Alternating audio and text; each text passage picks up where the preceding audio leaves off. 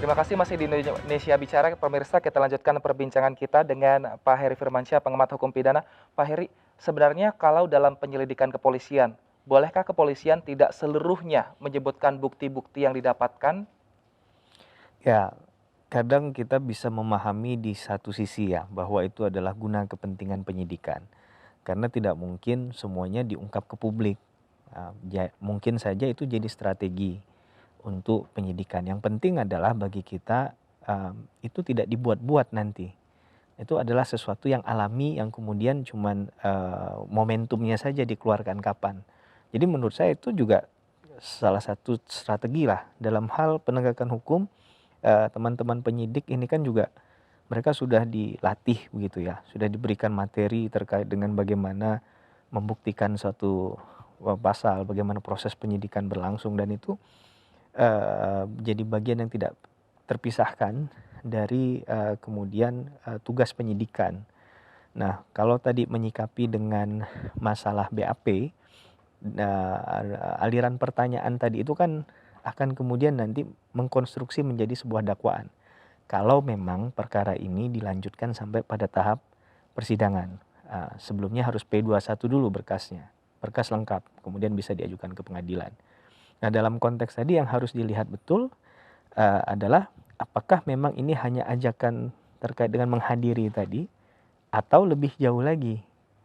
Yang tadi saya sampaikan, ada perkataan, ada orasi, ya jangan-jangan itu yang kemudian bisa membelokkan semua proses pembuktian yang diyakini oleh teman-teman kuasa hukum. Kita hanya mencoba untuk menganalisa saja, karena faktanya kita belum tahu, karena tadi sudah saya sampaikan yang mengetahui proses ini dinamikanya secara langsung kan teman-teman penyidik. Bahkan teman-teman penyidik pun tidak lewat Kapolda Metro Jaya misalnya tidak terlalu banyak bicara, irit sekali bicara terkait dengan perkembangan kasus ini dalam hal penyidikan yang dilakukan oleh kepolisian. Cuman meminta untuk dipantau kan. Ini persoalan yang pertanyaan BAP tadi itu harus dicermati dari setiap pertanyaan. Apakah ada yang kemudian menyentuh tadi kepada arah-arah masalah substansi dari kegiatan tadi, kemudian mengerucut lagi kepada tindakan, perbuatan, dalam konteks ini perkataan tadi, yang tidak hanya sekedar mengajak untuk menghadiri acara, tapi ada tindakan-tindakan misalnya untuk tidak kemudian mentaati katakanlah pemerintah begitu. Nah, ini yang kita bersama perlu perhatikan ke depan, apakah konstruksi hukum yang dibangun oleh penyidik tadi itu memang memenuhi kualifikasi dari ketentuan pasal di 160 dan 216 KUHP. Nah, tapi kalau misalnya ucapan untuk tidak mematuhi aturan pemerintah, ada seruan itu, apakah itu bisa dimasukkan ke dalam pidana? Hanya sebatas ucapan? Ya, tadi kan kalau kita bicara penghasutan itu bisa lisan maupun tulisan, dilakukan di muka umum dengan tujuan tadi yang sudah kita sebutkan di awal. Maka dalam konteks itu ada perbuatan melawan hukum yang dilakukan dengan sengaja, disampaikan di muka umum. Nah, poin-poin tadi sebagai pointers tadi itu harus dipenuhi unsurnya agar ini terkualifikasikan dalam pasal penghasutannya tadi 160. Tapi kalau saya tidak salah di 2009 itu ada putusan MK yang menyatakan pasal 160 KUHP ini adalah bagian dari delik material. Apa itu delik material? Delik material itu menekankan pada akibat. Maka harus ada akibat dari perbuatan itu. Nah, yang mau kita lihat lagi konstruksi lebih jauhnya, apakah perbuatan-perbuatan tadi itu sudah menimbulkan akibat seperti yang kemudian ingin dicapai pada tujuan esensi pasal 160 tadi. Yang tadi kita salah satunya mengindahkan atau tidak mentaati perintah jabatan yang sah, yang itu dari undang-undang, atau mengajak untuk melakukan perbuatan pidana. Nah, ini kan akan lebih rigid lagi. Ini nggak akan bisa hanya sekedar kita menyampaikan perbuatan yang general tadi itu sudah memenuhi semua kualifikasi. Maka tentu harus dikonstantir oleh penyidik. Bagian mana, poin mana yang kemudian ini adalah bagian yang tidak terpisahkan untuk kemudian disampaikan memenuhi kualifikasi pasal 160 tadi. Nah, Rizik ini karena memang dia, bisa dikatakan seorang pimpinan FPI, tokoh, juga banyak, orang-orang yang menjamin penahanan Rizik Syihab. Nah, bagaimana menurut Anda, apakah orang-orang seperti ini bisa untuk menjamin sebagai jaminan, penahanan Rizik Syihab? Ya, dalam banyak perkara sebenarnya bukan hanya, di perkaranya Pak HRS ini ya, banyak juga yang mengajukan hal itu, tapi kan akan kembali, kepada, proses yang sedang berjalan oleh, pihak kepolisian. Pihak kepolisian misalnya sudah menetapkan tersangka, kemudian menentukan adanya penahanan, kan berdasarkan pasal 21 KUHP ada syarat objektif dan subjektif. Salah satunya adalah, mungkin menurut saya adalah karena diajukannya pasal 160 KUHP tadi, karena ancaman pidananya adalah 6 tahun maksimal. Maka ini yang, mengakibatkan masuk ke unsur objektif tadi. Satu sisi polisi punya kewenangan itu, di sisi lain, si tersangka juga punya hak. Ini yang kemudian harusnya dalam prinsip negara hukum yang demokratis, hal ini juga kita pahami sebagai sesuatu yang ya sah-sah saja dilakukan.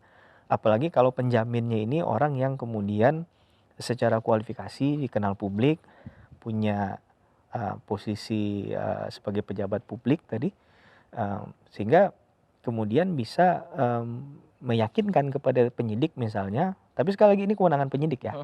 Penyidik, kemudian bisa menyampaikan bahwa, karena sudah dijamin untuk dia tidak mengulangi perbuatannya, tidak melarikan diri, tidak menghilangkan barang bukti, atau melakukan tindak pidana baru, maka dia bisa saja wajib lapor misalnya 1 minggu 2 kali atau 1 minggu 3 kali dengan mekanisme yang ditentukan oleh penyidik nantinya. Jadi saya rasa hukum pun tetap memperhatikan aspek kemanusiaan, karena hukum yang benar itu adalah yang memanusiakan manusia, kan hukum ini untuk manusia. Maka tentunya hal-hal semacam itu kita anggap sebagai suatu proses yang sah-sah saja. Nah, tinggal bagaimana penyidik berdasarkan kewenangannya tadi menentukan hal itu. Jadi ini domain prerogatifnya penyidik nanti. Nah, Pak Heri, tapi Rizik Syihab ini tidak hanya, dilaporkan di Polda Metro Jaya, tapi juga Polda Jawa Barat, karena ada kasus kerumunan juga yang hampir mirip di Megamendung Bogor. Nah, kalau dalam seperti ini, apakah, penyelidikan dari 2 polda ini bisa dilakukan secara berjalan bersama-sama? Ya, karena masalahnya kan beliau ini kan tubuhnya cuma satu kan. Jadi alangkah baiknya menurut saya, proses yang, berjalan tadi itu kan dikomunikasikan oleh penyidik dalam kerangka peradilan yang, lebih sederhana lah begitu ya. Karena bagaimanapun kan ya seseorang diperiksa di 2 tempat, di 1 tempat saja dengan kondisi misalnya waktu 8 sampai 10 jam itu kan menguras energi, tenaga dan pikiran. Nah, tentu pasti ini dipertimbangkan oleh teman-teman penyidik Polda Metro. Saya rasa tinggal komunikasi saja antara, 2, wilayah hukum yang berbeda dari kepolisian tadi, untuk kemudian dapat, misalnya dalam tanda petik ya, bahasa saya meminjam. Sementara untuk keterangannya, Pak HRS dibutuhkan di wilayah hukum yang lain. Nah, ini kan akan menjadi elok kalau seandainya itu pun disampaikan ke publik.